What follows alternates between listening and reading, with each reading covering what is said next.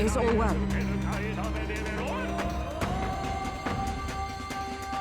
I'm heading out.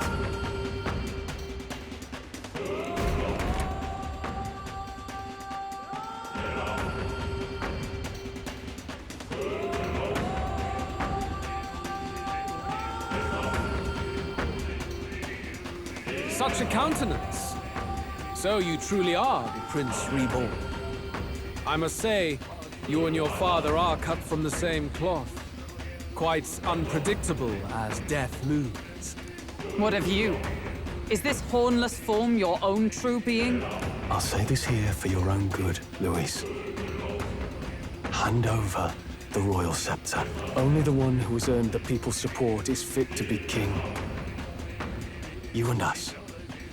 We can still end this without more bloodshed.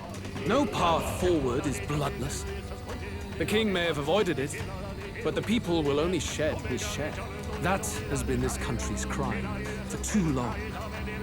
Those in power exact the price of their greed from the people, then preach that such pain is a natural trial to be overcome. The indolent powers of this land have poisoned it with their lies. There is no cure but destruction. Who's the real charlatan here? You turn people into monsters and convince them it's salvation. Even Sorba, your most loyal vassal, you twisted into a monster. You promise protection to your devoted, yet always fall short of the mark. I have never lied. I swear upon my name, it is one of the greatest trespasses I can imagine. Have you never wondered why the king's magic is so strong and forced? Or why the royal scepter can only be used by those who bear the public's favor? One royal hand clutching one bejeweled rod does not alone accomplish such wonders of magic. But what if it drew Magla not from its wielder, but from the masses? That is the truth. The royal scepter is a divine relic that absorbs Magla from people across the kingdom.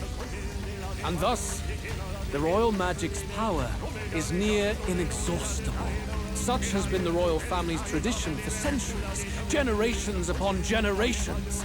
Do you know what this means? Magla is mortal anxiety, which means that the people of this country now have no choice but to perpetually direct their anxiety to the king, simply to stay safe. Absurd.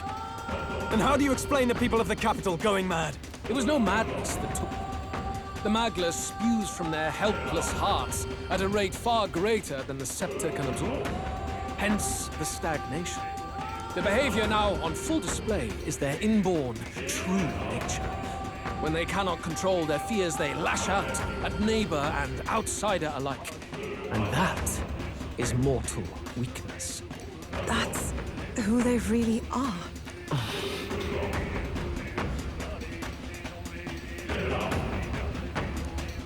In a world like this, order built on mutual understanding is but a dream within a dream. Before we achieve resolution, the people must be corrected. On the day the late king's magic fades, I will shake the royal magic anew. All the Magla gathered over these months of turmoil will be restored to the people. Those who can overcome it will be reborn as new humans. Thus, we achieve our first round of natural selection. Our first step towards a world truly fair and just. Natural selection? New humans? What absurd delusions. Delusions? You witnessed how the prince lost his very self to my spell, and then re-emerged with powers and will burning ever brighter. You mean you would do to the people exactly what you did to him?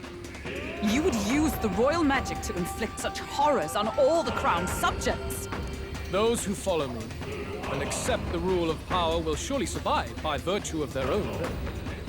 But if they give in to fear, yes, they will lose both form and might. That is what it means to protect those who follow. It is not a salvation given of empty charity, but earned through the providence of power. Then, that's your true ambition. That's why you sent Sorba to the royal funeral. He never even wanted the throne. It was all for the royal scepter. The shows of power, terrifying the people. It wasn't just manipulation. You justified all of that.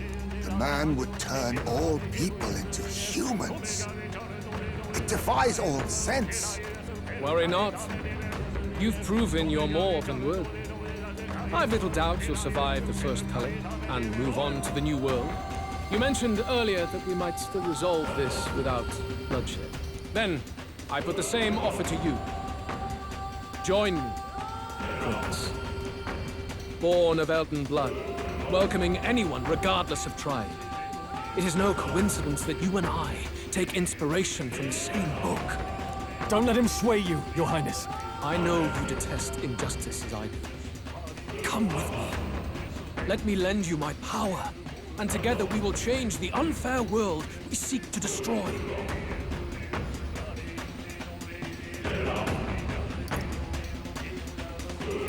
I don't seek to destroy this world or any other. Exactly! He's nothing like you! Should you deny me, then what? How would you fix this country? You must have seen it everywhere you travel.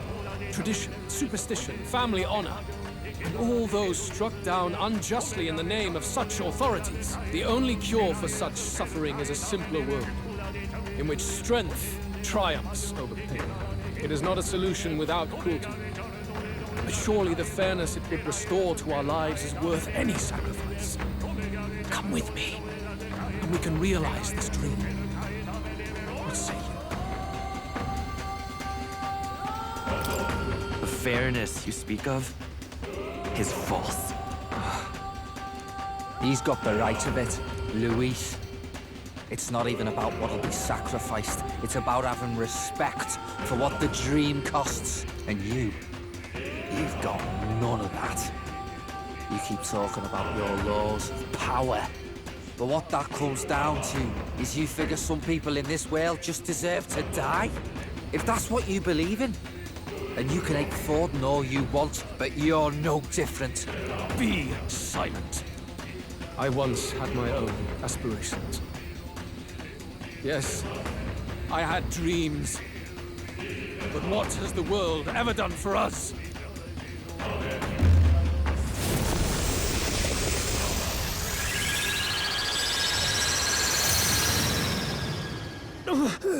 What's happening?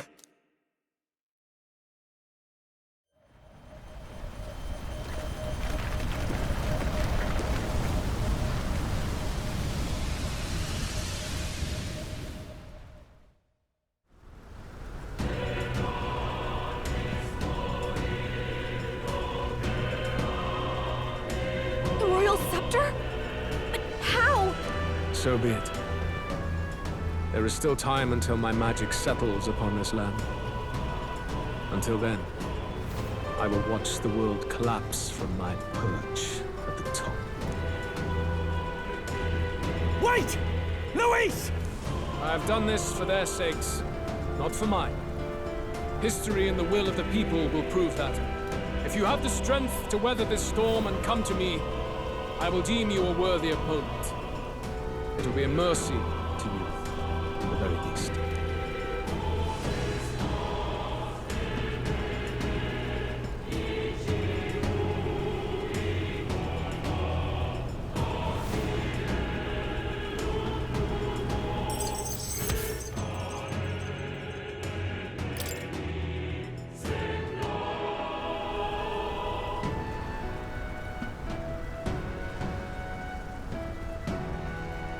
If we push forward, we'll be in grave danger.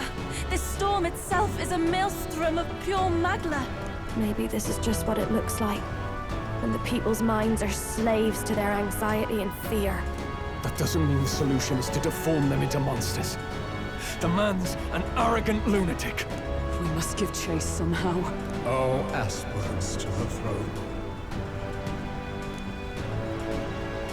This voice. Your Majesty? The royal scepter has been taken. Luis now wields the royal magic to his own dark ends. Luis was one step ahead of us. We did not expect him to seize and use the scepter before the final deadline. His magic will be set in motion on the very day that the new king is to be decided.